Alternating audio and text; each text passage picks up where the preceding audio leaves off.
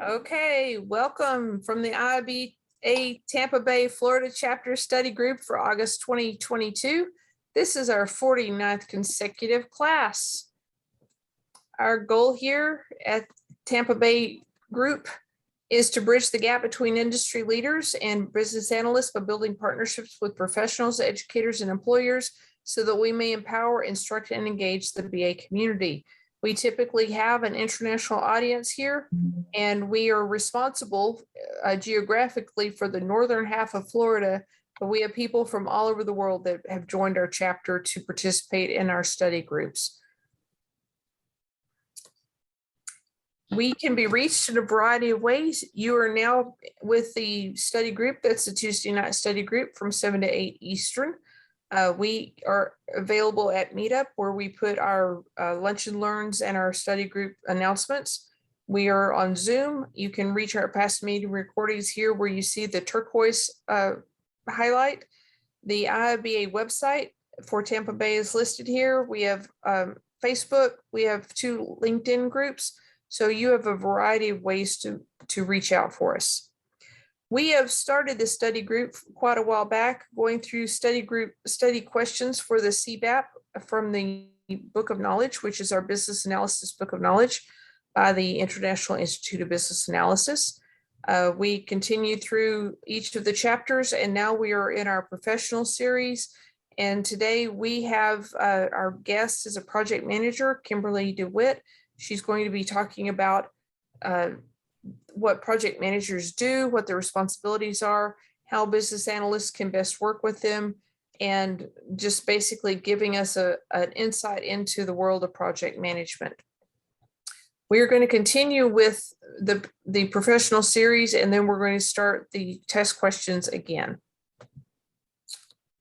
This is a volunteer-run organization. Cliff Gray is here. You can see him in his Millennium Falcon on the left there. He is our president. Lori's our vice president of finance. Caitlin and Priscilla are our board members at large. My name is Thea Raisins. I'm the vice president of career and professional development. You can reach me through my LinkedIn site most easily. That's where I try to keep all of my professional communication. We need new board members. If you're interested in participating on either taking over one of the roles, or if you're interested in just being a board member at large, please reach out to me or to Cliff, and we can see what your skills and time availability is. And we promise we will not overload you. If you have a specific interest and you want to see if that would be beneficial for our organization, we'll see what we can do for you. Bob Churchill is our resident CBAP. His attendance here gives us the credibility and the ability to be able to use this as a education credit hour. And as you can see, Bob has a variety of accreditations he's earned. He also has an awesome website that I encourage you to go visit. It has a wide variety of information that's far beyond just business analysis. Okay, so today, as I said, our guest is Kimberly DeWitt. Let's move this so you can see. Kimberly's, this is her LinkedIn profile. You can see she has her EMBA, PMP, and CSM. I'm going to turn it over to Kimberly now and let her talk about project management. Excellent. Well, thank you for the great introduction. My LinkedIn is pretty much my life, as I'm sure it is for most of you guys as well. A pleasure to meet you all from a distance. Thanks for the invite and for the opportunity to share a little bit of insight about the project management world, and also about the BA world as well. I think that most of you, if not all of you, are already professionals and working in that space already. So I'm sure a lot of what I'm going to mention today is nothing new to you under the sun in terms of the role of a BA and a PM being so very conflated. It's been my experience that, can you all see my screen? Yes, we can. Perfect. It's been my experience in general that BAs and PMs, we all get grouped and lumped into the same bucket. And the letter of the law is that our roles are very different. In reality, however, who you are in terms of role, whether you're a PA, a BM, or even Scrum Masters actually get dumped into that PM role as well and conflated. It really depends on the organization that you're at and what level of structure they have, what level of organization they have, and their own level of understanding. You've probably discovered that as a practice, every organization bastardizes project management to fit their needs. Same thing with Agile and Scrum, same thing with Six Sigma, any of these wonderful methodologies that are really great in principle. Every organization shifts them and mixes them up to make them work for their organization. So all of that's well and good. As you learn in being a PM, that's what makes you a really great PM, is that you have to match up the letter of the law, as it were, versus the spirit of the organization that you're working at. So I'm going to talk a little bit about that today, because I feel like in terms of discussing project management versus BAs, that interchange in the middle there, where you're trying to bridge the letter of what you've learned, the letter of your methodology versus the spirit, is really where BAs and PMs learn the most, and where the biggest gray space that we exist in. So I named our presentation today Water in the Rocks, and you'll get an idea of why that is here in a few. So what we're going to talk about today, I'm going to give you a little bit of background about myself. We're going to talk about a little bit about the letter of the law of what PMs and BAs are and the differences a little bit. And then we'll get a little bit more into the spirit. And as I mentioned, it's being in the spirit of the methodology is really where you'll find the most useful information from an application standpoint. And then I'll talk a little bit about my thoughts on my experience in being a PM and a BA. I tend to consider myself both. And I'm flexible depending on which organization I'm working with in terms of what I'm actively doing. And then I have a question and answer session at the very end. However, I love to talk and I love to teach, and I love conversation. So I am not a lecturer. So as we get into this, as you have questions, as you have comments, please feel free to speak up. I want to have conversation. I don't want to talk at a Zoom room for the next hour. So share your thoughts. I think we get the best value by having that dialogue and having that conversation. So just a little bit about me.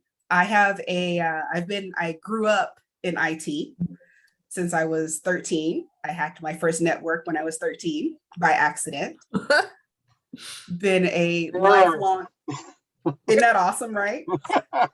So I was stuck in IT at that point, forever loved it, discovered a love of data. So my specialty in IT is really the data space. So data warehousing, data advocacy, data education, all of those wonderful things. And of course, being in IT, you spread out beyond that. So at some point I figured out that in addition to writing code all day, I'm also very good about talking to people, and also very good about being able to go talk to non-technical people to help them understand the black box that is IT. So therein started the rest of my career in terms of being that bridge between IT, non-IT folks, being the one that my CIO would go send to go talk to the executive board because I could make things sound reasonable and easier to understand. Whereas he was just a developer, and you struggle with that. Some other information about me. Obviously, I've got my bachelor's in international business, have my master's. Along the way, I also got certified Scrum Master, PMP, some other titles that I'm working on to toss behind my name. So in general, I'm a fairly diverse individual, to say the least, which has really served me well in terms of being in project management and being in administration in general. Another little piece about me, this picture here is my co-CEO of my company. His official title is CEO in training. This is my son, Kingston. And he is actually an employee while you guys are laughing. He actually gets a salary and he actually works. So I'm very proud of that for him. So in general, my mindset is that I have always been a keen person who focuses on detail. I love detail. As an IT person and as a developer in data, that serves me very well, right? As a PM and as a BA, it also serves you very well to be very detail oriented as well. Being in with my background and being able to be that bridge between groups, people, and process, things of that nature, it has allowed me a space where my mind can exist on multiple different levels, which being in a BA space where you're understanding requirements, where you're understanding business requirements, technical requirements, implications, downstream implications, roadblocks, dependencies, all those other good things. It's a really great space and a really great skill set to have that has allowed me to do really great things and really love being in the administration side of project management in general. And being that go-to person that I can sit and I can talk with you and help you figure out what it is that you think you want. And then I can actually tell you what you want and be able to translate that to actually make that operational and plan it from beginning to end to whatever level of detail that makes you happy. So love being in that space. So starting to talk about the letter of the law of what PMs and BAs are, as I mentioned earlier, organizations often conflate all of these business terms: project manager, business analyst, scrum master, as I mentioned, is another good one. I often have that conversation, and I often use that skill as a project manager too, and have multiple roles. And a lot of that is dependent, as I mentioned, on the organization. So we've all worked at really big organizations where they may have a PMO office where the roles are very defined, and it's a lot easier to stay in your lane, as it were. So BAs typically are relegated to business requirements, to working with the business, understanding what the definition of done is, understanding what the technical requirements are versus the business requirements, and being able to bridge that gap and create the right mapping and getting sign off on those things before development and implementation starts. Same thing with PMs. PMs are typically the face. When you have a PMO office, PMs are typically the face of it. So if someone has a question about status, then you're going to that PM. You're not going necessarily to the BA. In smaller organizations, of course, everybody does multiple roles. So a BA can easily be hired to do a BA role, and you're ending up running projects and in all of the complexity and granularity that entails. So those folks that have more of a BA background, you may not have been trained up in what project management level interaction looks like. And so there becomes an issue of levels of granularity. And project managers are very detail oriented, and we have a level of granularity, but it is different than the BA level of granularity. Our granularity is, we understand the project management process. We know that we need to understand what this project is going to do. We need to know what the timeline is. We need to know who the major stakeholders are. We need to know, is this a political thing that we're going to have to deal with personalities? Or is this a high visibility project that we need to make sure we keep everybody in the know? Versus a BA where they're more focused on, typically more focused on requirements. So we need to know what the executives say needs to happen. We need to match that up against what the stakeholders say this needs to do, and making sure that we're reconciling the two. And that begins to settle on what your actual requirements are. And then from there, you're progressing through the implementation process. So different levels of granularity. Between the PMBOK and the BABOK, what do you call it? BABOK? BABOK. BABOK, okay. So between the PMBOK and the BABOK, there's obviously a level of methodology there that we're formally taught and classic and what we call classically trained on that we try to apply to any organization that we go into. We often run into immediate barriers because every organization does it different, right? So we can come in with our really great title and our really great, hey, I have my PMP, and it means very little if you're in an organization that doesn't have a lot of structure, or they're custom in terms of how they implement project management.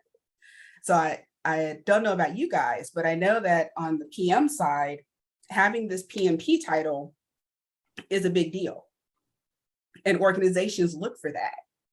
The problem is that I can't say, I can count on one hand over the entire course of my 25 years of doing project management and telling people what to do. I can count on one hand the number of organizations that understand what a PMP actually is and utilizes me correctly. We get caught up in the buzzword of PMP because there's formal methodology behind it. There's a level of knowledge behind it. However, organizations that look for PMPs, unless you have an associated PMO to loop that person into that actually is following more of that classic methodology, you'll find that having a PMP means very little. And if you don't understand the process of project management, which is essentially what we focus on as project managers, we focus on process.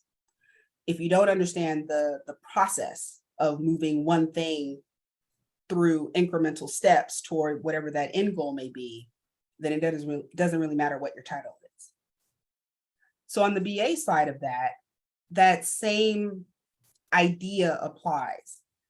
Just because you have a BA title or have a formal title behind your name, unless you understand that the analysis piece of what it is that you're trying to build and what it is that you're collaborating on, then not only are you going to miss steps, but you're going to miss the important context and the interplay between the stakeholders, between the sponsors, between the project manager, and what your role is as a BA.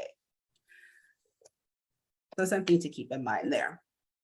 So when we think of project management, I tend to think of the difference between project management and business analysis as project managers are focused on big picture process. We know we have this effort.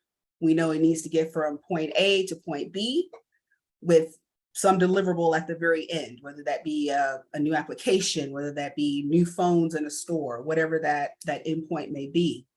And we know that we have these major steps in the process that we're going to need to follow to get there. In organizations where we're the only one, where it's just a PM and not a BA, then we have to drill down into each one of those steps and get into the granularity of those, such as requirements, such as sign-off, such as QA and user acceptance testing. If you're in an IT shop, then you're having to get into the SDLC, so your development process, things of that nature. So looking at this word map here, when we think of project management, we have all of these various pieces of what we do. But a question that I have is, out of all of these bigger pieces, what do you think the most important one is? Communication. Okay, communication. Any other thoughts? Important relative to what? To project management? Mm-hmm. Scope, quality, and cost. Scope, quality, and cost. Limited, everything that you have limited amounts of. Fair enough. Any I other would look thoughts? for scope. Scope. All of those, okay, fair enough. All of those things are important, but we're missing the key factor here, which I'm really surprised, and I'm mad at you guys because you guys are the VAs. Nope. It's the analysis. Highlighted it, it's the smallest. Pay attention to the biggest later. Exactly. And what's funny, these word maps, they tend to group by importance. Mm-hmm. So analysis, obviously, is one of the smallest things on here. But all of the things that you mentioned, communication, scope, budget, all of those things, none of those things matter or have definition until you understand what it is that needs to be done. And until you drill in to understand what this effort is asking. And part of my experience of being a project manager, what the executives typically hand us in terms of the initiative that needs to be implemented, it changes a lot by the time you get to the actual deliverable. So in terms of a good example, if you're thinking about reporting, for example, maybe you have an organizational gap in a company where they don't have visibility to a piece of their organization. So they give you the task as the project manager. I need you to go build this organizational reporting because I can't see this. Well, reporting in and of itself at an organizational level is more aggregated information. When you drill down into it, into departmental reporting, that tends to be more detailed data. So when you go to build requirements for this one report that an executive wants, you're finding that you're also having to go talk to additional stakeholders that are beneath the executive too, because they have to contribute to the data that contributes to that executive report. So that leads to different requirements, because what if those requirements have dependencies? So there's a level of growth and a level of drilling in and as we touch on here, analysis that we have to do. So that brings us to the more detailed portion of this analysis, which is you guys' space of the actual business analysis. So understanding what it is that we need to do, understanding what the definition of done is, understanding how do we test this out. I can build you a report. I'm definitely a developer. I can throw some data on a report. How do you know it's correct? How do you know that it was built correctly? How do you know you didn't have a lazy developer just throwing some weird SQL out there and create? How do you know your UI or your UX developer is using best practices? How do you test all of that? So the project manager doesn't necessarily drill into all of that as a practice if we have a BA. The BA typically does, this is the detailed work that they would typically do and typically help us PMs with.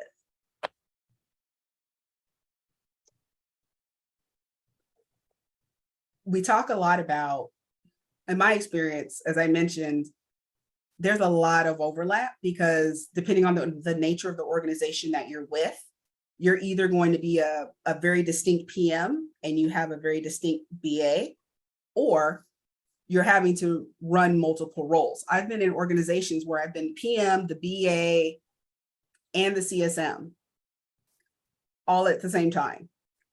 And to the uninitiated, most folks would think that that's a normal, that's normal. And it is not. Every single one of those roles are distinct roles that have their own distinct roles and responsibilities attached to it. But, you know, if you're in an organization that you have to play that role, that's what you have to do.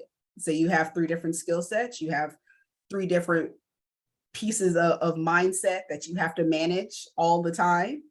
And at some point you do it enough, you get good at it. That's not to say whether you should be good at it or not, but that's just the way that it is. And it tends, for me, it has been something that I've been able to leverage really well in terms of marketability, because I can go into an organization and be able to better assess, okay, you don't have a PMO. So that means that if I come into this particular team to help you build process, then that means that I'm going to be doing all 3 of these different roles. Because if you want to implement Agile, for example, a project manager is not necessarily trained to do Agile. So that means that I'm going to have to introduce Agile methodology to you, which means I'm playing the CSM role as well. Scrum Master. So things of that nature. Kimberly, But I mentioned, we had go ahead. raised. Yulia, did you have a question? Yes. Kimberly, can you give some tips and advices on how to manage all three roles if you're pushed in this situation. When What you're in you a would situation shout where for. you're by yourself and you're having to manage multiple roles? I mean, in a situation when I have to do project manager, scrum master, and business analysis. Can I say something about that before you answer, Kimberly? Because this Of has course. perplexed me for a long time. I've been in this situation, and my biggest challenge was, as a project manager, you're looking at the big picture and your focus is upward communication mostly. I mean, you have to communicate amongst your team and other places, but mostly your focus is upward communication. But as a business analyst, you're down in the details and your focus is on the team and the project. And as a scrum master, your focus is on coaching the team and looking at the progress and doing predictive analysis on where you're going to be in the next couple of sprints and being sure everybody is. The focus is so many different places. It's hard for me to juggle it. How do you do it? I wish I could tell you there was some magic bullet, but there is not, unfortunately. We are luckier now that we have technology because there are PMO tools that help you do quite a bit of that automatically. Things like Rally and Jira, things like that. Those type of PMO tools. Those are really great, but they're only as great as the skill set of the person using them. So what's been helpful for me is that you have to go into a project management situation with an open mind. And I say that because I also run into quite a few colleagues who have a very specific skill set, like they are a certified Scrum Master, and that's all they want to do. But if you're on a team where they're utilizing Agile, you can't have Agile without having project management.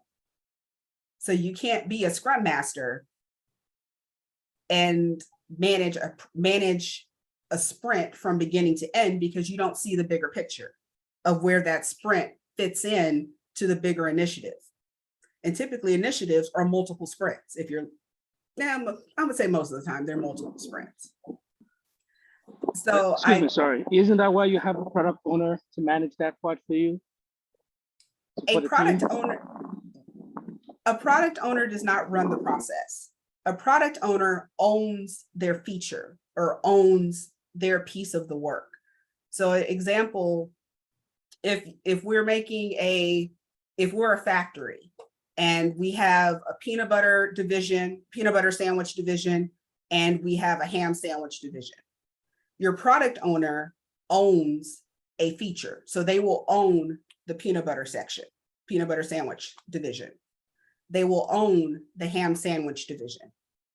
If something happens within one of those sections, like we're going to introduce a new peanut butter, for example, your product owner acts as your SME and acts as your first level of stakeholder because they know their product inside and out.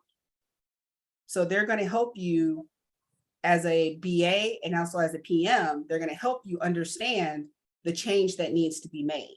And they're also acting as that first point of contact. So when you go to define requirements, when you go to get sign off on requirements, when you go to do testing, when you go to roll out, if you roll out to various stores or external to the company, they're your first point of contact to help you with that. They're not necessarily running the process. You would still be using a PM or a BA to do that, depending on the organization. Does that help? A little bit. And funny you mentioned product owners. They also, depending on the organization, they also get conflated with project managers as well. But think of them as a high-level stakeholder. They own a bucket of something.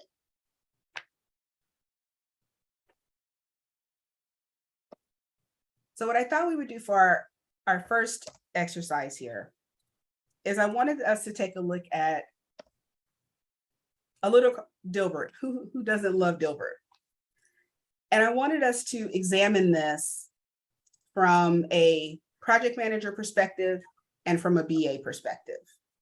because you guys asked me, I didn't answer the question about how do you manage all of these different roles. Walking through this exercise will help give you some insight into actually how I do that. Because I mentioned earlier, I'm pretty multidimensional, and I'm just blessed enough that I have a mind that can just operate like that. Not everybody does. Some folks have to be very intentional.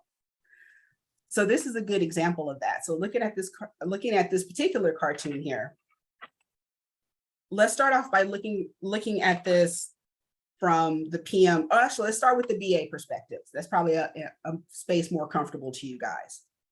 So from a BA perspective, what do you see in this? No communication and no stakeholder engagement. Okay, what else? Lack of planning, organization.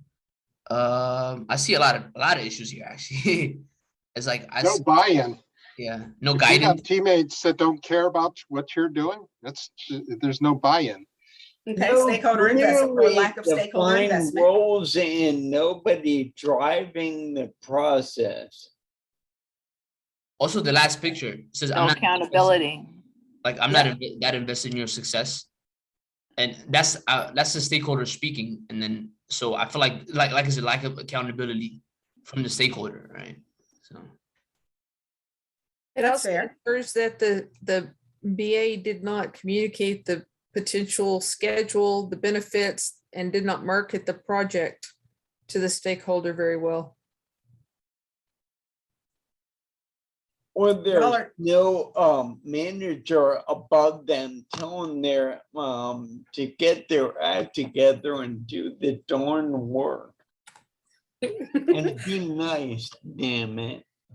That is definitely true to a certain extent. I will disagree with you on that one. So from the BA perspective, there's one key thing missing here, is that there's lack of requirements. If you look at the first box, he says, I didn't make any progress because I was waiting to ask you some questions. So what that says to me is that if we're assuming that this girl here is a BA, because she could be a BA or a PM, we don't know, right? If you're looking at her as a BA, if she actually went out to gather business requirements and gathered the tech and translated those to technical requirements, where's the sign off? Where's the conversation that would have allowed him to ask the questions that he needed to ask? So yes, the communication piece is a key part of this because he didn't say anything. That's more of that could be a BA or a PM function. But from the BA perspective, what's missing here is a basic lack of requirements because you don't have anything to go back to. So there was something missing there. And she says, you could have emailed me, texted me, or stopped by my desk.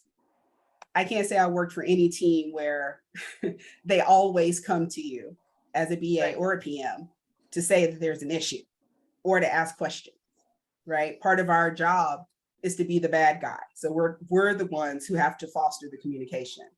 We can't assume that every member of our team is going to come to us and say something, right? And then at the very last part, you guys talked about stakeholder investment. He said, I'm not invested in your success. That also goes back to requirements. Because if the stakeholder is not getting their needs met, whose fault is that? Is it their fault because they didn't explain it well? Or is it the management's fault, meaning project management and the BA, because we didn't have the right conversations with them to truly understand what their needs were and reference that in the requirements? So there's a level of personal investment that we help build by being that bridge. So let's take a quick look at this from a project manager perspective. You guys have already touched on quite a bit of this already in terms of, from a project manager perspective, how I look at this is, one, we're missing requirements. Two, are we having regular meetings and regular updates about the status of whatever this effort is? So something is missing there that, in an Agile methodology, we're having daily stand-ups. So you would have every opportunity every day to say your piece and say, hey, I have questions. And if it's a quick question, we can answer it right there and stand up. If it's not a quick question, we can take it offline, and one of us, BA or PM, could follow up with you and get your questions answered, right? So there's something missing here in terms of updates. What's also missing for me as a PM when I look at this are sign off. So part of what I would expect from a BA is they're going to have this conversation, and then they're going to come to me and say, hey, we have a problem. So-and-so here had a bunch of questions that he's just now asking, and he didn't reach out to me and say anything. So then my first question back is going to be, well, what do the requirements say? And starting to trace it back from there. And then we need to ascertain at that point, is this going to affect our timeline, whether that be a sprint, whether that be if it's more of a Kanban type of idea where we just have one workflow that we're working through. How does this affect us? And why didn't we know about this? So between the PM and the BA, we're interjoined, that something like this guy here, who's essentially not communicating, not doing the work. Now, whether that's based off of whether he had all of his requirements that he needed, that's debatable, fair enough. But essentially, there's a gap here and a lack of control in this resource. So looking at that from a PM perspective, our level of detail is different because he's impacting the process. We can't move forward until he gets the information that he needs. So depending on how important this guy is or how important the work he's doing is, that could adversely affect our timeline where we're having to go say, hey, we're going to be late on this sprint, or we're going to be late delivering whatever this thing is, right? From a BA perspective, you're either having to go back and do, your level of detail is different because this is a requirements gap. And if it's missing requirements, then you have to go back and do a mini retrospective and understand, okay, what did we miss here? What question did I not ask when we were first talking about this that didn't make it into the user story, that didn't make it into the technical requirements? And having that conversation in addition to actually getting him what he needs, right? The third part of this as a BA is the relationship and building that relationship. As a project manager, I'm going to look at this guy and you're just a resource to me. I'm expecting input and output, and I'm expecting sign off to say, you're done with your stuff. It's been tested. We're going to move on. The BA has a little bit more of an intimate relationship with the resources because you're working with them to understand what it is they need to get their job done, to get their piece of the work done. So part of this interaction here is also fostering that relationship to say, hey, next time, happy to work through this with you, but next time, reach out, let me know. Happy to help you figure out stuff. We're all in this boat together. Kim, the awful PM, is going to be yelling at both of us. So give me a heads up next time. Happy to help. And fostering that relationship so that next sprint, if he runs into an issue or something gets missed, it's not about the blame game. It's about coming to the BA or me potentially and saying, hey, I missed something or I have a question. Can you help me figure this out? Versus sooner rather than later. Does that help provide a little bit of perspective on the different level of detail? Somebody was talking? I was unmuted. Sorry. Yeah, Kimberly, thank you. It was great. So it looks like that the best combination is a BA and PM. Is the best combination of skills. Ultimately, best practice is that you always want to have distinct roles so everyone can focus on their lane. The reality is you're not always going to have that luxury. Mm-hmm. If you don't have that luxury, so what shall we focus, right? We have 3-year-old Scrum Master, Project Manager, and BA. What you would recommend to focus? Not on 3, on 2, obviously.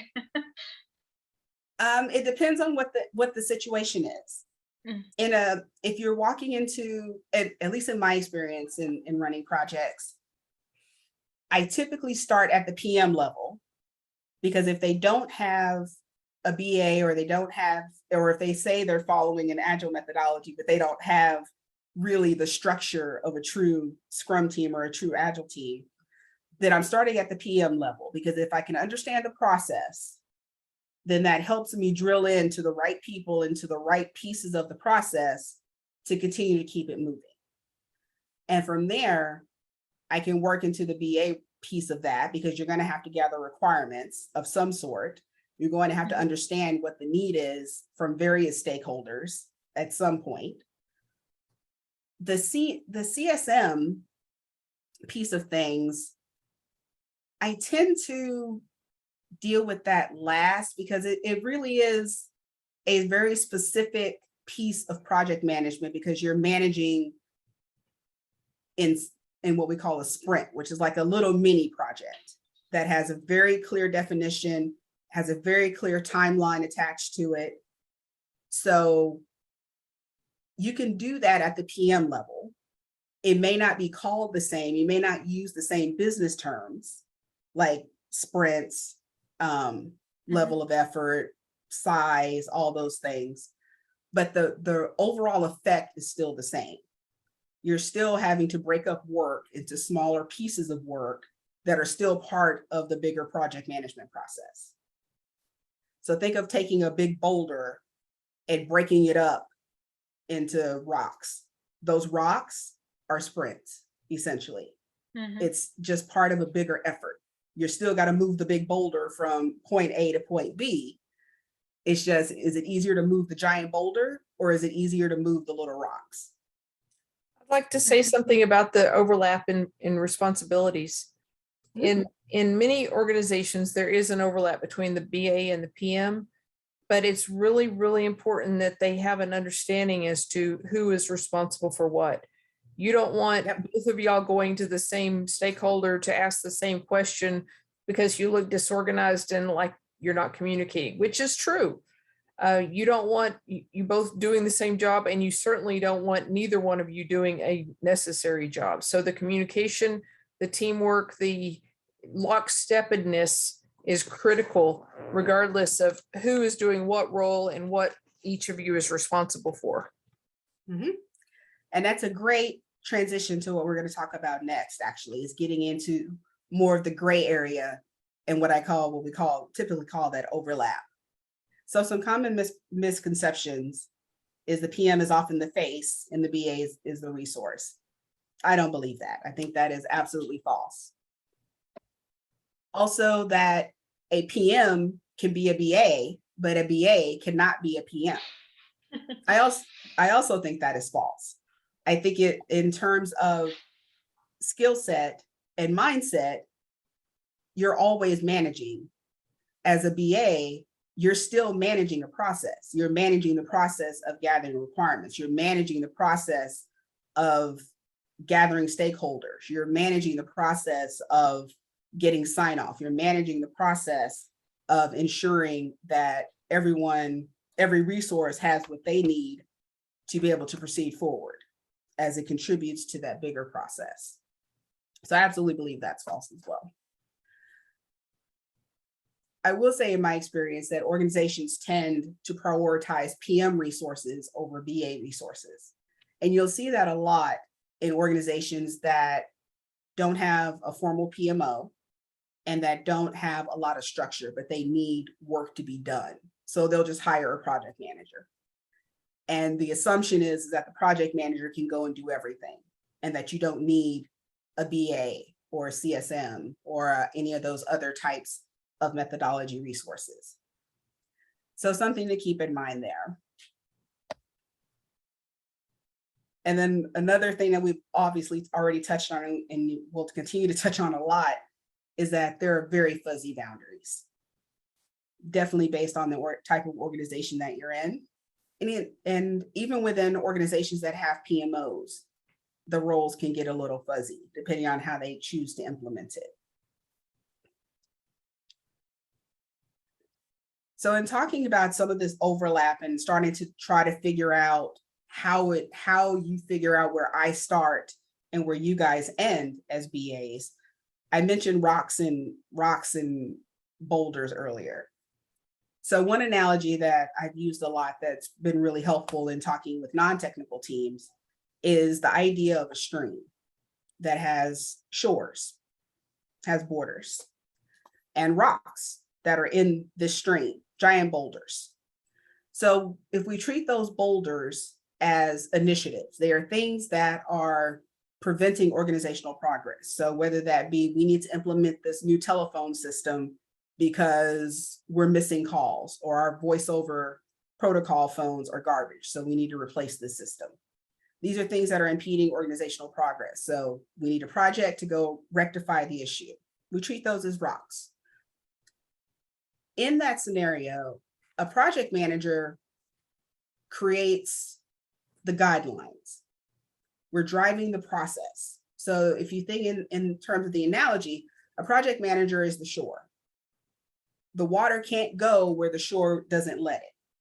It has a very defined path, which is essentially the project management path of defining the project, defining the stakeholders, defining the charter, all of those different pieces of the process and moving it down the way. BAs are really the water. They're the lubrication that makes it all work. The BA helps us figure out within the boundaries of the shore. You're in this giant stream, but you're within the boundaries of the shore. The BA helps us figure out how do we get from upriver to downriver and move this rock. So we're either going to break that rock down into smaller pieces, or potentially we could go around it all together.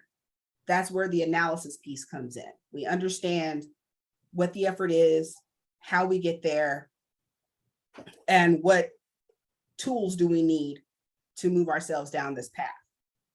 The thing about this analogy that I really like is that even though the PMs act as more of the shore and we create the guardrails and we help move the process, there's still interplay there. It's not, as I put a note in here, it's not granite versus limestone, where you're just rubbing against each other and it's just nothing but friction. There's a give and a take there. And that's part of the interrelationship that BAs and PMs have, is that yes, you're working towards each other's strengths and weaknesses, but ultimately you understand that if I'm driving process, then you're helping me to drive the detail piece of that. And one of those, some of my thoughts on that relationship is within that interplay, as I mentioned earlier, we have different levels of granularity, but ultimately that granularity still exists within the scope of the effort that needs to get done. It's just a matter of perspective. I'm focused on moving it down the road. A BA is typically more concerned with and more focused on making sure that we have the right people in the right places with the right specs so that I can move process down the road. And in situations where a PM is there by themselves and they don't necessarily have a BA, then you're definitely having to shift gears. So you understand there may be 5 major steps to move from point A to point B. Once you shift into a BA role, you can step into step 1, and you're going to be able to go down that list and understand what all needs to be done so that this step 1 can be complete. Then we can move to step 2. At a PM level, you're able to say, hey, we completed step 1, we're ready to move to step 2. The BA is the detail. So we're focusing on the detail of what step 2 entails.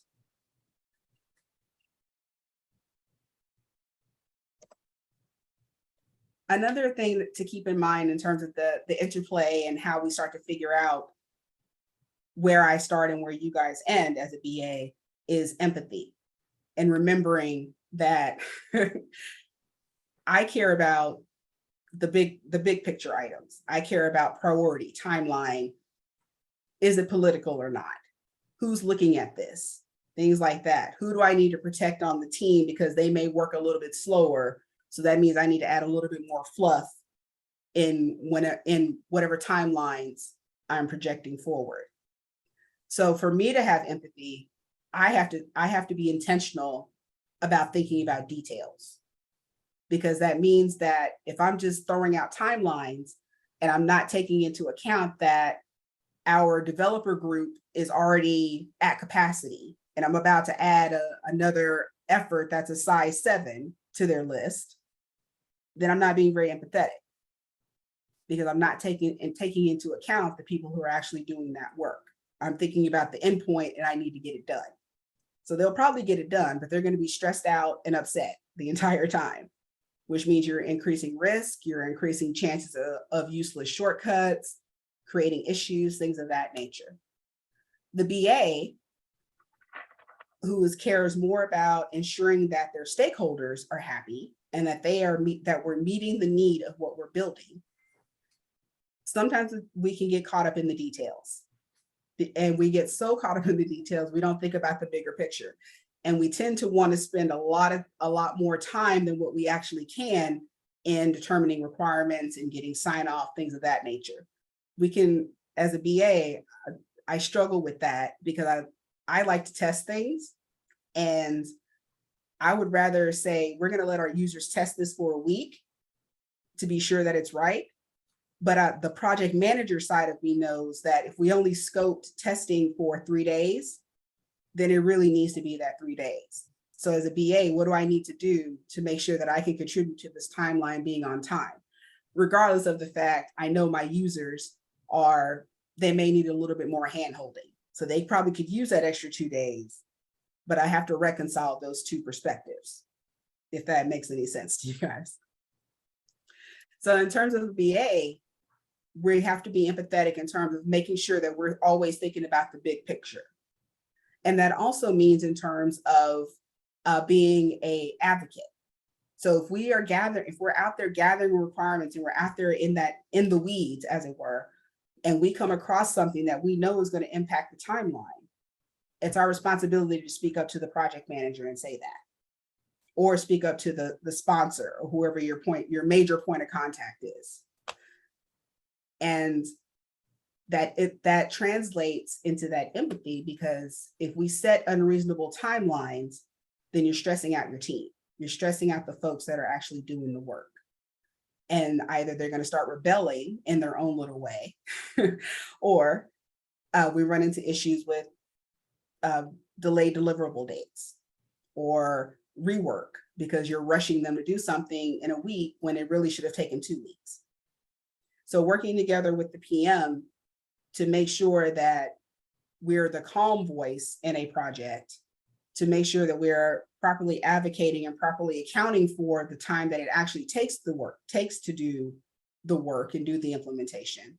And keeping in mind that we have to reconcile the time that our sponsors expect us to get it done versus the time it's actually going to take to do it, and finding that happy medium. So that I feel like that all plays into that empathy piece of things. We have And then 7 minutes go left ahead. per hour. Okay, I'm on my last couple of points. Okay. The last thing I wanted to mention around this figuring out what your boundaries are is determining where your complements are, where your strengths are.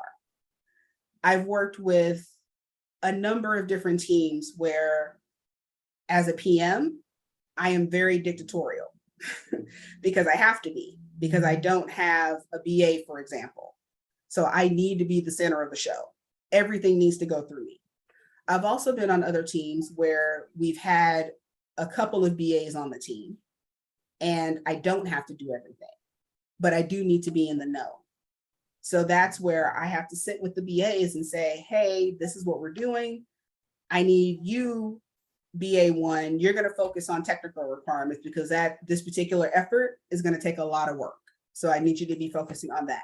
BA2, I need you to make sure that we've got our stakeholder investment together, because this may be an effort that's spread across teams.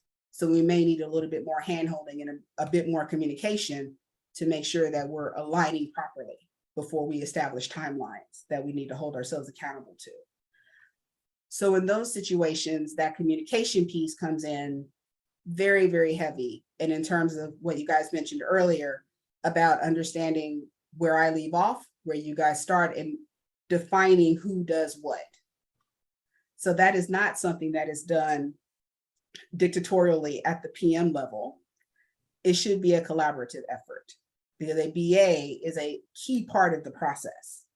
The PM helps establish what the priorities are because they're getting that direction from the sponsors. The PM should then be working with those below them and with them to understand who needs to focus on what. And that's where you get into understanding where people's complements are, where their strengths are. So something to keep in mind there.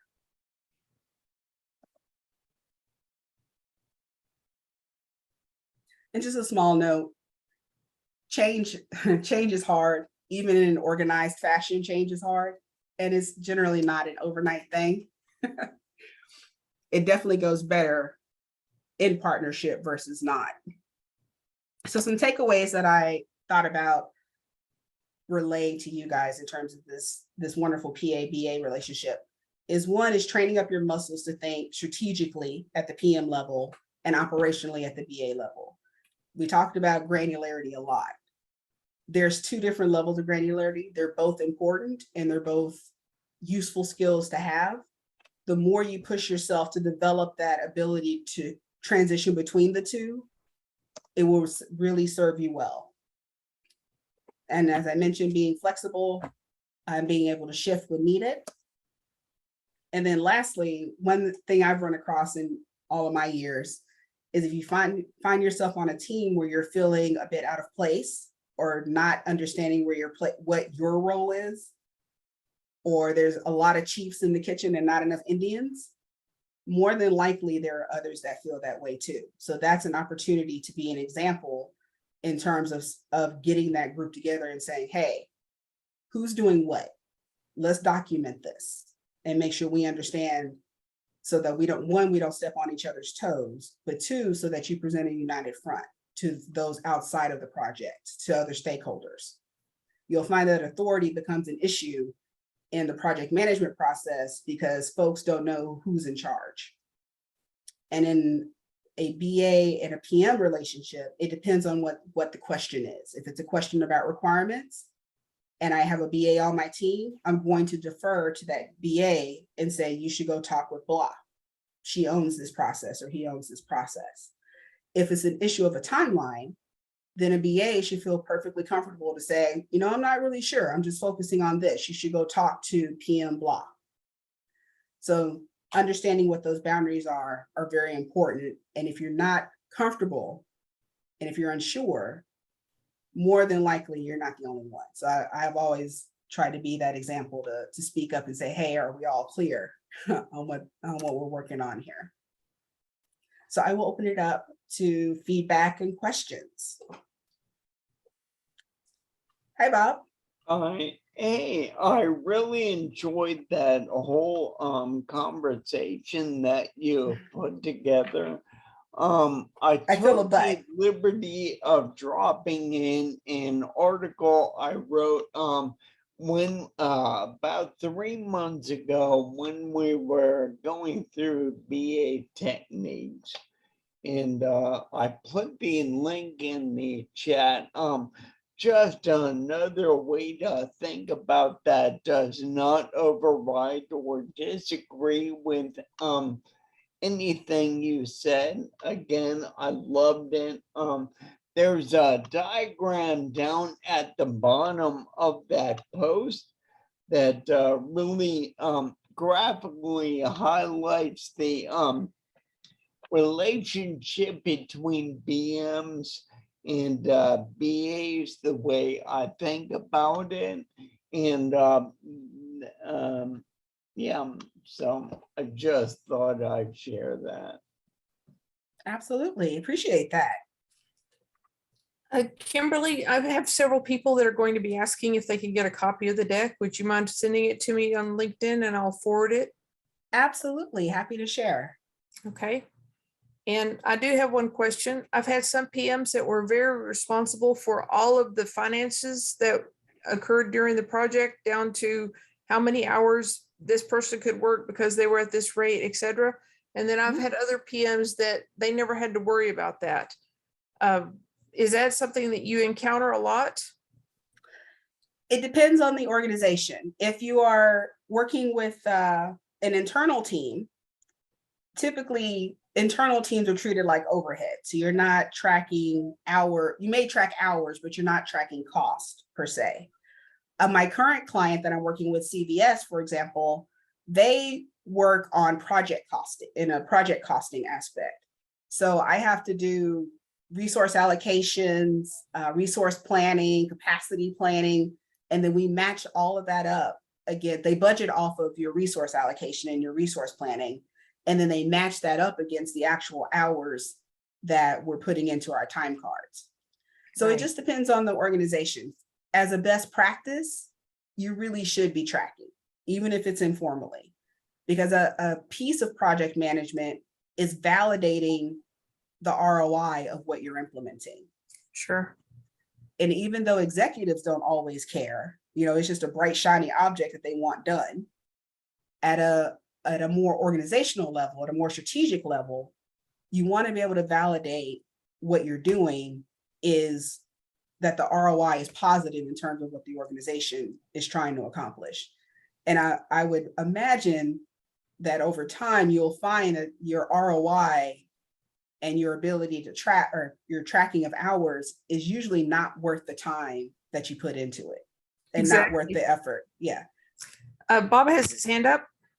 Yes, Bob. Just wanted to say on that subject, it's really irritating and frustrating to be working in environments where you have a responsibility, but no insight into the resource management, because the principals are keeping it all close to the vest. They don't want anyone to know anything. So in larger organizations, you'll get tons of people in different silos protecting their rice bowl. So there's a lot of considerations in that space. Gotcha. That is very true. You see those types of knowledge silos, resource silos, data silos. You see those a lot at the BA level as well as the PM level, and that's a constant thing we have to battle. We are at time. Does anyone have any last question? Okay, Ms. DeWitt, thank you so much for providing this. It's been very educational. We've got lots of applauses going on. I'll be forwarding to you a letter of appreciation from the chapter so that it documents this for your own records. Oh, thank you. And if you can share the deck with me on LinkedIn, I'll have that for anybody who requests. If you're interested in getting it, please contact me through LinkedIn. That way I can just keep everything in one place and get it done. If anyone is looking for a position or needs mentoring or has a situation that they need assistance as far as techniques or whatever, reach out to me. I'll be glad to help. If you have positions that you know are open, reach out to me. I'll be able to help you as well.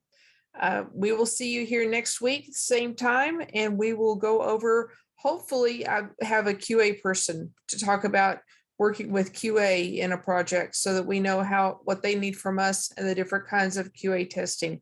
If you have a QA person that you would like to recommend that may be interested, please let me know. Introduce us on LinkedIn. That would be awesome.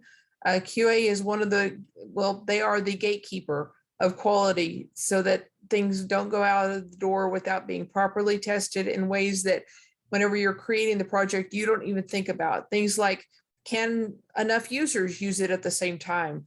Or does this match the previous version that we put out? Is it going to cause confusion with the users, et cetera? So if you have a QA person, let me know and we will see you here next week. And I hope you have a good week. Thank you very much. Thank you. Bye, guys. Thank you. Have Bye. a good night.